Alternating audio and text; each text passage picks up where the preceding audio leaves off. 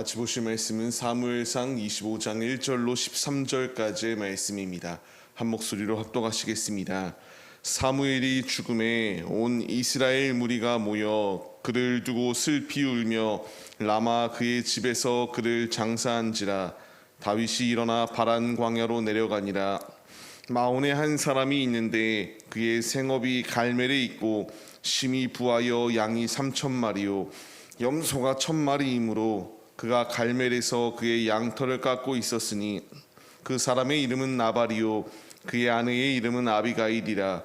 그 여자는 총명하고 용모가 아름다우나 남자는 완고하고 행실이 악하며 그는 갈렙 족속이었더라.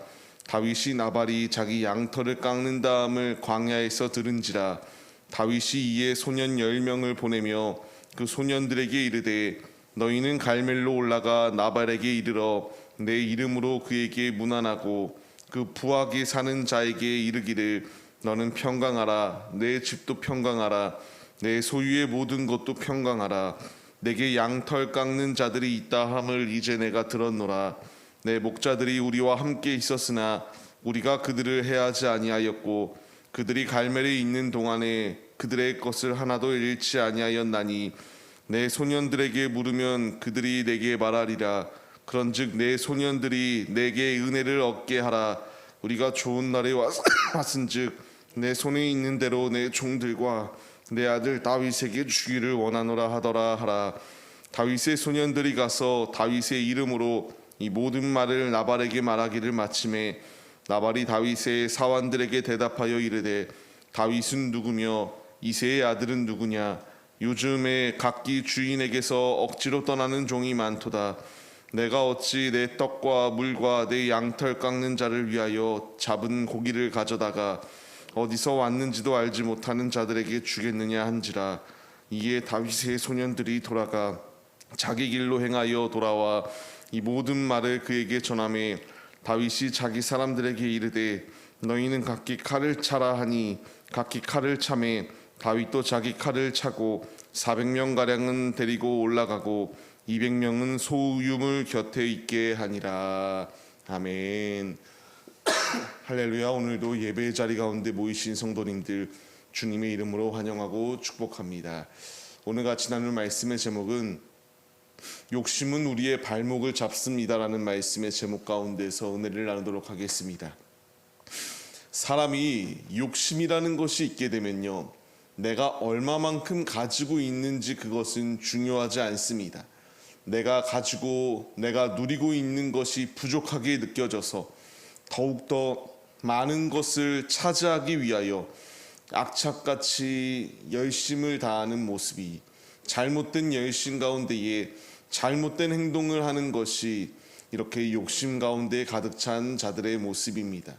아무리 주위에서 만류하고 그들에게 이런 모습 가운데 있으면 안 된다라는 것을 말을 해도 듣지 않습니다. 이미 욕심이 가득하여지기 때문에 더욱더 많은 것을 내게 당연히 내가 누려야 된다라고 생각하며 자신이 이 욕심 가운데에 무너져 버리는 그러한 모습들이 욕심이 가득한 자들의 모습입니다. 오늘 말씀을 보게 되면은 욕심이 가득한 자 나발이라는 사람이 나오게 됩니다. 이 나발이라는 사람이 부자였거든요. 많은 것을 누리고 있었습니다. 그 많은 것을 누린 것을 가지고 이제 더욱더 자신만을 위하여 사용하게 될 때에 그로 인하여 큰 화가 그 가운데 당하게 되었습니다. 오늘 말씀을 보시게 되면은 2절 말씀을 통하여 심히 부한 자가 바로 이 사람의 모습이었습니다. 나발은 양이 3,000마리 가까이 있었고 염소가 1,000마리 가까이 있으며 양털을 깎고 있었다라고 말씀이 기록되어져요. 양털을 깎고 있다라는 말은 그냥 단순하게 양의 털을 깎고 있었다 이것이 아니라 우리가 곡식을 거둘 때에 추수하는 것처럼 양털을 깎는다라고 하는 것은 이제 이 추수의 때가 이르렀다라는 것을 말합니다. 이 때가 이르렀을 때에 이제 다윗이 이 말을 듣게 되었고 다윗이 내가 너희들의 이와 같이 목자들을 지켜주었던 적이 있으니 내게 이와 같이 우리를 도와서 우리를 먹일 수 있도록 도와줘라라는 것을 이렇게 정중하게 부탁합니다. 부탁을 들었던 나발의 말은 무엇입니까? 10절 말씀을 보게 되면은 다윗이 누구냐? 이새의 아들이 누구냐? 주인에게서 떠난 종이 참 많다. 다윗을 빗대어 표현하며 조롱하고 있었던 것이 나발의 모습이에요. 그로 인하여 그가 군대에 400명가량의 병사를 이끌고 쳐들어가는 상황이 주어지게 되었습니다. 우리가 분명히 얻어야 될 교훈은요, 아다르고 어다르라는 말이 있습니다. 나발은 정말 어려웠다면은 이렇게 조롱하는 말을 하는 것이 아니라 그에게 필요하였던 것은 만약 정말 어려웠다면 정중하게 안 된다라는 것을 말해야 됐었고요. 이렇게 다윗이 누구냐, 이새의 아들이 누구냐, 이렇게 종이 주인에게서 떠나는 자들이 많다라고 조롱스러운 말을 하여 화를 불러오는 이런 악한 행동은 결국 자신에게 큰 화로 다가올 수밖에 없다라는 사실을 우리가 잊지 말아야 됩니다. 우리도 삶을 살아가다 보면은 내가 원해서 말을 이렇게 행동한 것이 아니라 순간적으로 말이 잘못 나갈 때가 있습니다.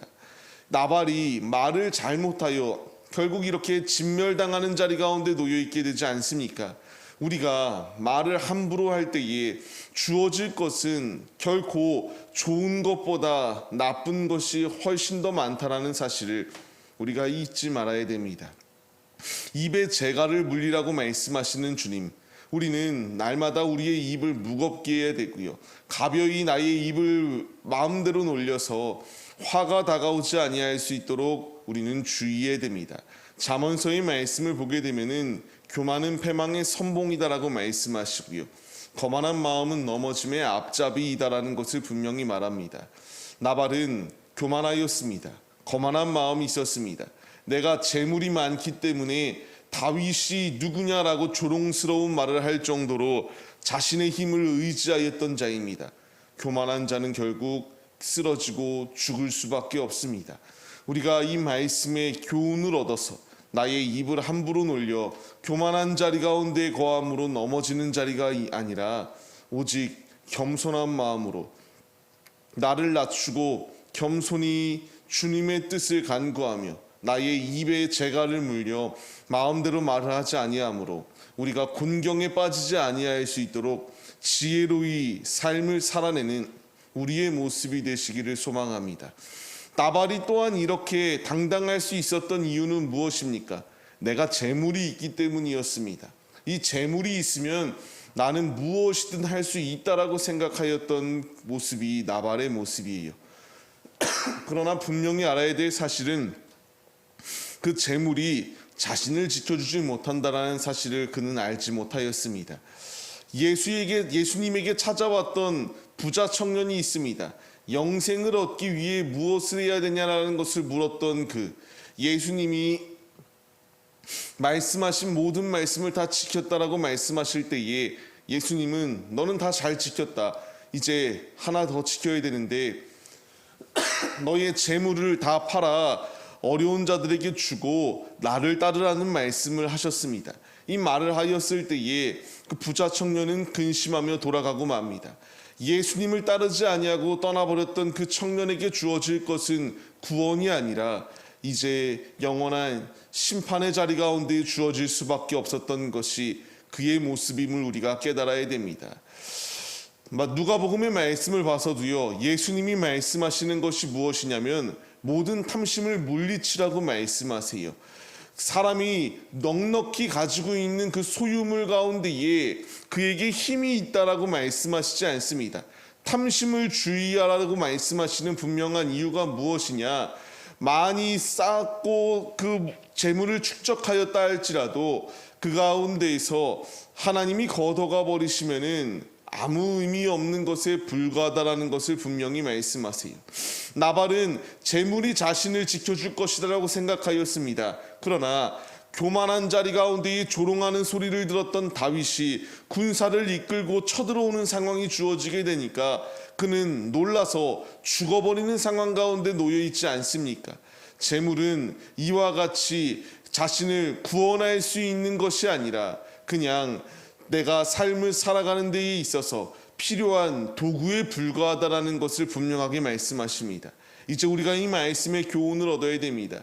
지나친 욕심과 지나친 이러한 탐심은 결국 나의 영혼을 갉아먹는다라는 것을 우리가 잊지 말아야 되며, 오늘의 말씀의 교훈을 얻어서 교만한 마음은 내려놓고 탐심들은 내려놓고 오직 주의 말씀에 귀 기울이며, 주님이 나에게 살아가라는 말씀의 그 방침들이 무엇입니까? 교만하지 말 것을 말씀하시고요, 입을 함부로 놀리지 말라고 말씀하시며, 겸손히 주님의 뜻대로 순종하여 삶을 살아낼 것을 우리에게 말씀하시고 있습니다. 우리가 이제 이 말씀의 깨달음을 얻어서 오직 순종함으로 주의 말씀에 귀 기울이고 누구를 만나든 주님 대접하듯 겸손한 마음으로 섬김으로 많은 이들에게 인정받고 주님의 살아계심을 나타내는 참 그리스도인들의 모습이 우리 모두의 모습이 되시기를 소망합니다. 우리가 이 말씀의 깨달음을 얻어서 오직 이 나발과 같이 아니라고 교만한 자리 가운데 겨하여 멸망이 아니라 오직 겸손한 마음으로 주님을 섬겨 주님의 충만한 축복 가운데에 힘차게 승리하시는 우리 모두의 모습이 되시기를 주님의 이름으로 간절히 축원합니다.